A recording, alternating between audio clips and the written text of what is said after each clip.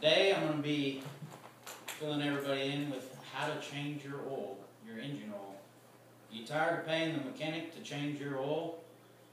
Pay no more. After today you'll be able to do it yourself. Today I'm going to explain a few simple steps of changing your oil and explain why it's important to change your engine oil.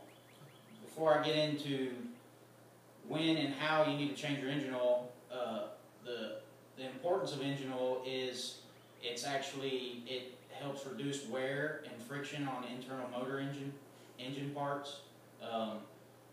Generally, you want to change every 3,000 to 4,000 miles with gasoline. But now, there's very few steps to changing your engine oil. Your first step is rounding up the tools. There's a few tools you need. You're going to need some latex gloves, a container to drain your oil into, an oil filter wrench, like I have here, a ratchet and socket set to remove your drain plug, and last but not least, some new oil and a filter. Now we're going to talk about how to put those tools to work. You want to set your parking brake on your vehicle. Generally, you want to take your drain pan, slide it under, and underneath your vehicle you have it's called an oil pan, and you got a drain plug on it. You take your socket set. Generally, it's a 9/16 or a 15 millimeter for those who don't want to dig around in there and fight with picking which one it is. You put your gloves on.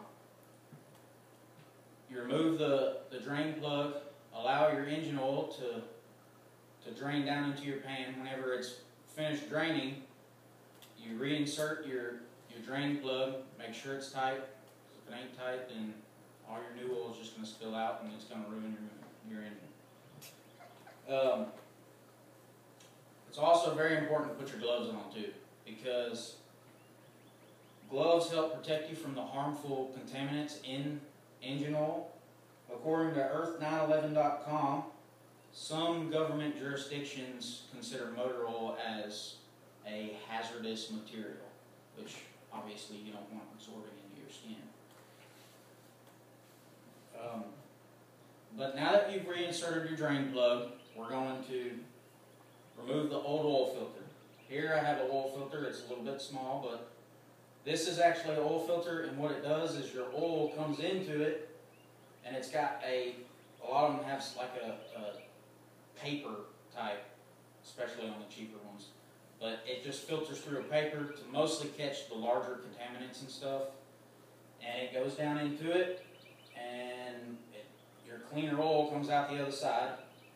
But when it comes to removing your old oil filter, you take your oil filter wrench, slide it up in there, and you just kind of cock it like that, and it applies a little bit of pressure on the filter, not to where it'll collapse it or anything like that. And you be sure that you turn it to the left. Always remember, righty-tighty, lefty-loosey. Now that we got the old oil filter off, we're going to put the new one on. Generally, you don't use the oil filter wrench to put the new oil filter on, simply because all you want to do is just hand tighten the new oil filter, because as the engine heats and cools down, it kind of actually tightens itself on there. Once you put your new oil filter on, you want to fill your engine back with the new oil. That's probably the most important step. And then you want to dispose of your oil. And you want to dispose of your oil properly. According to drivegreen.com, you never want to pour dirty oil down a street drain, obviously. Put old oil in a sealable container, cap it tightly, dispose of it properly, and keep in mind there are some auto repair shops that accept old used motor oil. So today we've talked about the tools that you need to change your oil and how to do it. And now that you know how to change your own motor oil, you can start saving money, and you don't have to sit in mechanic shop waiting rooms that are slap covered in grease and read old, outdated magazines. Thank you.